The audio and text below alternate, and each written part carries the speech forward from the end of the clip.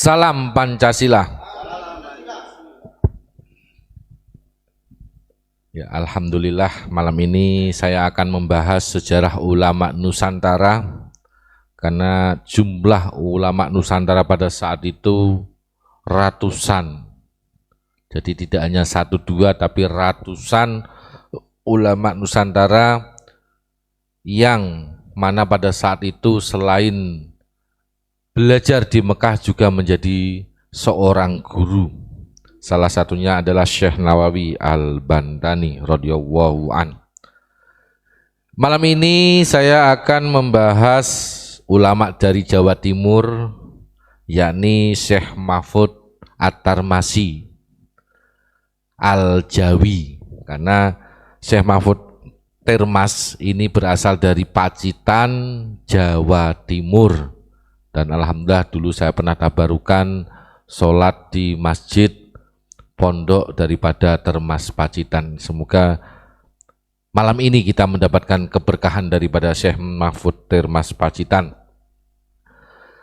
Syekh Mahfud Termas Pacitan ini terkenal pada saat itu ahli hadis ya. Jadi beliau Syekh Mahfud Termas ini nama lengkapnya pada saat itu Al-Alamah, Al-Muhaddis, Al-Musnid, Al-Faqih, Al-Usuli, Syekh Muhammad Mahfud bin Abdullah bin Abdul Manan bin Ahmad At-Tarmasi atau Termas Al-Jawi, yang mana lahir di Termas, Pacitan pada tanggal 12 Jumadil Ula tahun 1285 Hijriah atau tepatnya 31 Agustus tahun 1868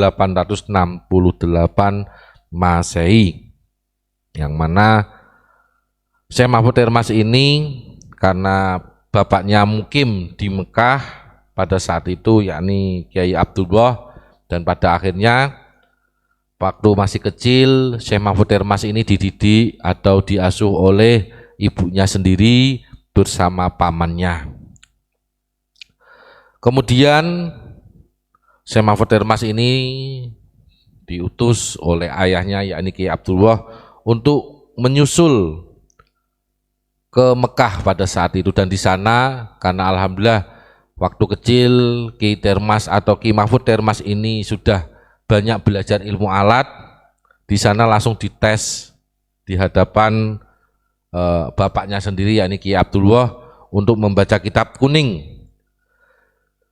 Yang kedua, karena pada saat itu juga ada ulama dari Jawa Tengah, termasuk ada Mbah Soleh Darat atau pada saat itu masyhur dengan Syekh Soleh bin Umar As-Samaroni Al-Jawi atau yang terkenal dengan Mbah Soleh Darat ini.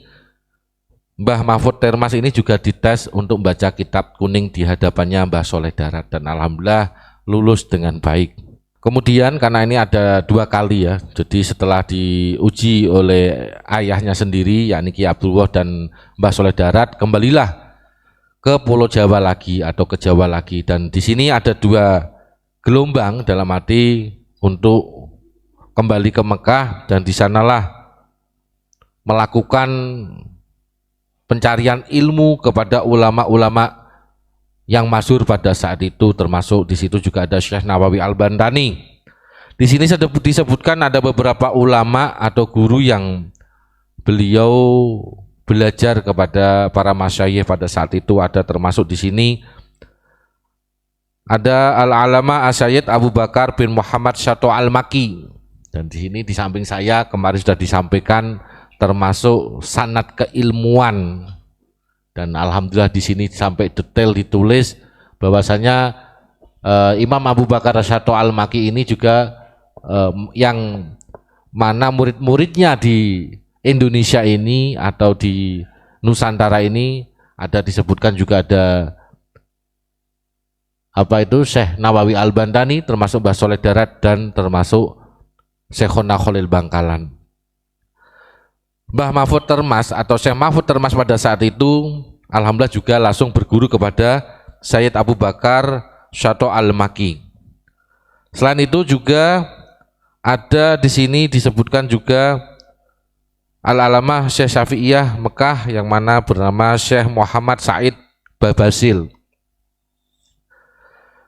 Ada juga ini mendapatkan sanad ilmu, karena di sini memang disebutkan sanad keilmuan. Makanya Abu Yamamah Maghfur Al-Bantani sering menyampaikan kalau syiar itu nanti kalau mati tidak ditanya kamu anaknya siapa, tetapi kamu ikut siapa. Dan sering disampaikan juga bahwasanya betapa pentingnya sanad ilmu dan sanad guru. Syekh Mahfud Termas di sini termasuk mendapatkan ilmu qiraah 14 ini dari Al-Alamah Syekh Muhammad Asyarbini Ad-Dimyati. Jadi semua sanad keilmuan dari Syekh Mahfud Termas ini semua nyambung sampai kepada baginda Rasulullah SAW. Termas itu memang di Mekah pada saat itu ada namanya Kampung Jawa atau Kampung Jawi. Jadi memang ulama-ulama Nusantara pada saat itu berkumpul di lokasi yang bernama Kampung Jawa. Nanti kita biar ingat bahwa ulama Nusantara ini sanad ilmu dan sanad guru adalah dari ulama Nusantara, dan ini hampir setiap hari disampaikan oleh Abu Yamamah Maghfur Al-Bantani kepada kita semua. Sanad ilmu, sanad guru, kita adalah ulama Nusantara. Nah, karena memang murid-murid beliau banyak menjadi ulama-ulama yang masyhur, di sini disebutkan ada yang namanya Kiai Raden Dahlan As-Samarani, ada Kiai Muhammad Dimyati At-Tarmusi, Termas, Pacitan, ada Kiai Khalil Al-Lasimi atau Kiai Khalil Lasem, ini Rembang, ada Kiai Muhammad Hasyim Asy'ari Al-Jumbani, ini dari Jombang atau Pondok Tebu Ireng, ada Kiai Muhammad Fakih bin Abdul Jabbar Al-Maskumambani atau Maskumambang. Nah, Mbah Fakih Maskumambang kemarin sudah kita sampaikan, termasuk sanad kentongan di musola dan masjid ini dari Mbah Fakih Maskumambang. Meskipun pada saat itu Mbah Fakih Maskumambang menjadi wakil Rois Akbar, ketua PBNU pada saat itu pertama kali, karena Mbah Fakih Maskumambang ini juga termasuk muasis PBNU, dan pada saat itu pernah berselisih dengan Mbah Hasyim Asy'ari secara pendapat kalau Mbah Hasyim Asy'ari tidak memperbolehkan adanya kentongan, kalau Mbah Fakih Maskumambang ini memperbolehkan kentongan. Nah, ini ulama-ulama Nusantara, dan salah satunya Mbah Fakih Maskumambang ini juga salah satu murid daripada Mbah Mahfud Termas Pacitan. Ada Kiai Badawi, ini Mbah Badawi Lasem, putranya Mbah Kiai Abdul Muhaimin bin Abdul Aziz Lasem, ini dari Rembang. Ki Nawawi Al Pasurwani, ini Ki Nawawi Sidogiri, Kiai Nawawi Sidogiri Pasuruan. Jadi kalau saat ini rame ya Pak Imran ya, ini mengingatkan pada kita semua bahwasanya sanad keilmuan dan sanad guru Kiai Nawawi Sidogiri ini semua berasal dari ulama Nusantara. Salah satunya yang kami sebutkan di sini adalah Syekh Mahfud Termas. Kemudian ada juga Kiai Abbas Mundat As-Cirboni atau Cirebon. Ada Kiai Abdul Muhid bin Yakub As-Sidorjawi As-Surabawi Sidoarjo Surabaya. Nah, di sini yang harus diketahui, ada Kiai Abdul Muhid ini dari Pondok Siwalan Sidoarjo. Betul ya Ustaz Tepat ya? Nah, Kiai Abdul Muhid bin Yakub As-Sidorjawi ini suami karena menikah dengan Bunyai Dzurroh, Bunyai Dzurroh, yang mana Bunyai Dzurroh ini adalah putrinya Bunyai Hamdanah. Nah, Bunyai Hamdanah ini adalah istri kedua daripada Syekh Nawawi Al-Bantani. Kalau jenengan sering ziarah kubur di Wali Songo, tepatnya di Kudus, kalau jenengan lewat pintu samping Masjid Kudus itu di Menara Kudus, sebelum nanti masuk ke makamnya Sunan Kudus, kanan jalan biasanya ada beberapa orang yang ziarah, ada tulisan makam Raden Kyai Haji Raden Asnawi Kudus, di sampingnya ada Mbah Nyai Hamdanah. Lah Mbah Nyai Hamdanah inilah istri kedua Syekh Nawawi, yang mana diwasiatkan kepada Mbah Raden Asnawi untuk menikah kepada istrinya, karena saat itu Syekh Nawawi Al-Bantani dikejar-kejar oleh golongan Ba'alawi. Tepatnya siapa? Saat itu adalah Utsman bin Yahya dan Senok Hogron. Karena kemarin saya baca di buku ini, Syekh Nawawi itu memang dikejar sampai di Mekah. Pada saat itu didatangi di tepatnya di kampung Jawa sama Senogogron, yang mana pada saat itu Senogogron ini nyamar menjadi orang Islam dan berganti nama dengan Haji Abdul Ghaffar kalau nggak salah. Nah, ini betapa pentingnya kita mempelajari sejarah dan betapa kejamnya saat itu Senogogron termasuk Utsman bin Yahya. Dan kebetulan tadi malam kami bersama rombongan diajak Abu Yama Mufron Al-Bantani doa bersama di Cilegon. Dan bertepatan di situ, alhamdulillah karena kita membahas sejarahnya Geger Cilegon, di hadapan kami ada 2 orang termasuk korbannya Geger Cilegon, yakni cicitnya Ki Wasit. Kemudian saya langsung ingat, oh iya, selain ada Syekh Abdul Karim Al-Bantani dan ulama-ulama Nusantara, memang saya masih ingat bahwasanya Ki Wasit ini termasuk saat itu juga yang melawan kolonial Belanda dan sampai diungsikan di Ambon.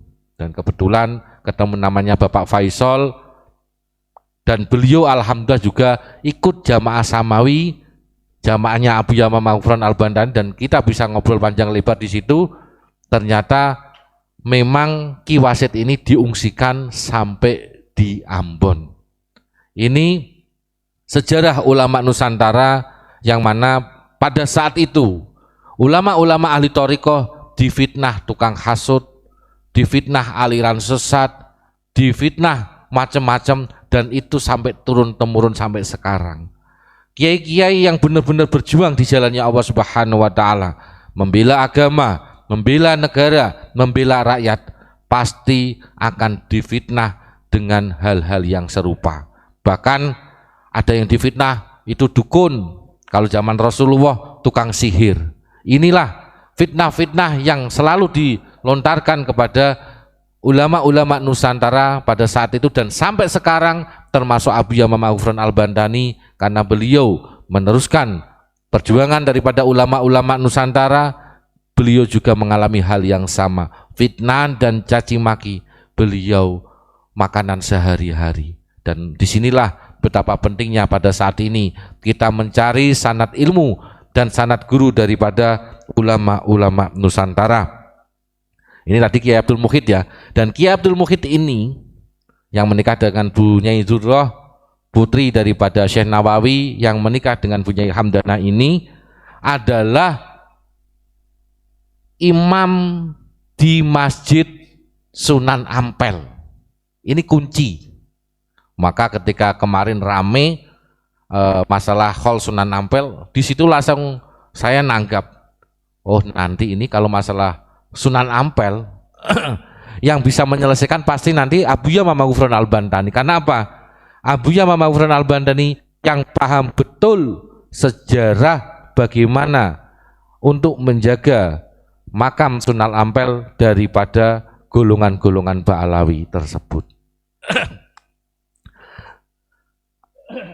Selain daripada ulama-ulama yang kami sebutkan tadi, juga termasuk di sini ada Syekh Muhammad Al-Bakir bin Nur Al-Jukjawi, ada Kiai Maksum bin Ahmad Lasem, ini Mbah Maksum Lasem, Kiai Sidik bin Abdullah Lasem, Kiai Abdul Wahab bin Hasbullah Al-Jumbangi, dan ulama-ulama Nusantara yang lain. Dan bahkan Syekh Mahfud Termas ini kalau mengajar itu saat itu dengan menggunakan bahasa Arab Fushoh, dengan bahasa Arab yang fasih, kadang diselingi dengan bahasa-bahasa Jawa.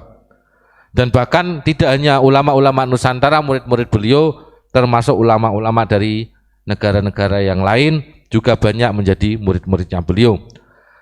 Ada beberapa karya daripada Syekh Mahfud Termas. Di sini yang pertama ada Al-Manhaj Zawi An-Nadir fi Syarah Alfiyah Al-Athar. Yang kedua ada kitab Al-Mauhibah Dzil Fadl fi Hasyiyah Muqaddimah Bafadl. Nailul Ma'mul Hasyiyah Woyah Al-Wusul Al-Lub Al-Wusul Khairat Al-Ashrah. Ada kitab Kifayatul Mustafid li Ma'ala Asanid. Ini yang berisi periwayatan Syekh Mahfud dalam semua disiplin ilmu dan ulama-ulama yang lain. Dari selain mengarang kitab, di sini karena saking panjang beliau sejarahnya Syekh Mahfud Termas, ini saya singkat, termasuk dari sanad tafsir, sanad hadis, sanad fikih.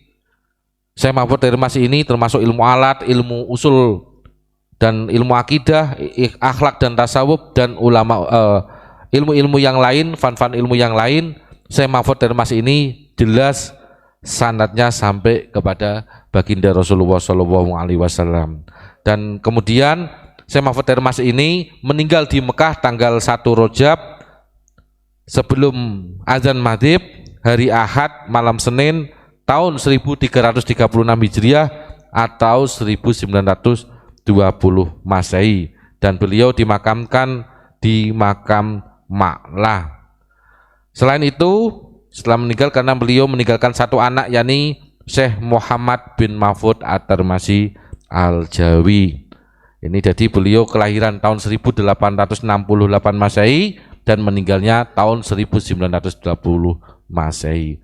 Semoga kita semua mendapatkan barokahnya Syekh Mahfud Termas. Sebelum kita akhiri, mari kita kirim doa Fatihah untuk beliau, Syekh Mahfud Termas Al-Jawi, biwasilati Syekh Muhammad Abdul Ghufran Al-Bandani radhiyallahu an. Al-Fatihah. A'udzubillahi minasyaitonir rajim. Bismillahirrahmanirrahim. Terima kasih. Wabillahi taufiq wal hidayah. Wassalamualaikum warahmatullahi wabarakatuh. Salam Pancasila. Salam Pancasila.